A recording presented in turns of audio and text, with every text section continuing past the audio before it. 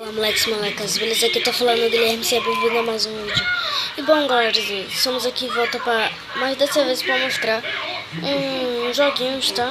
Joguinhos novos que eu comprei. Eu nunca teve gameplay aqui no canal porque aliás meu PlayStation 2 tá quebrado. E dando um recado, vou ganhar um Xbox 360 31 de maio, que é o dia do meu aniversário, então fiquem ligados, tá? Começando aqui pelo do fundo, que eu não tô acostumado de começar aqui pelo primeiro, mas pelo do fundo que a gente tem aqui. Tekken 5, eu tô gravando aqui com a manta. Tekken 5. Um jogo bem legal. Vou abrir aqui, ó. Tá aqui. Tekken 5, tá aqui, ó. O disco. Tá aqui a parte de trás. Vou fechar. Tá aqui a parte de trás dele. Vamos aqui. E aqui tem umas palavrinhas aqui que não dá pra você enxergar. Então eu vou pra capsulada, Matheus. FIFA Soccer 2011, tá aqui.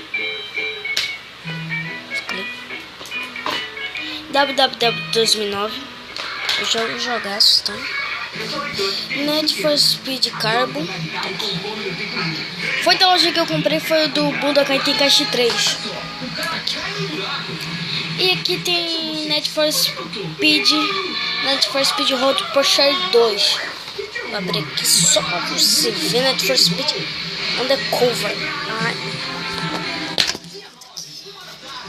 Need for Speed do PlayStation 2.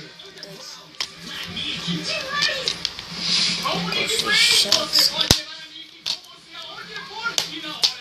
aqui atrás dele, né? Bem legal, tá? Esse dia que foi curto.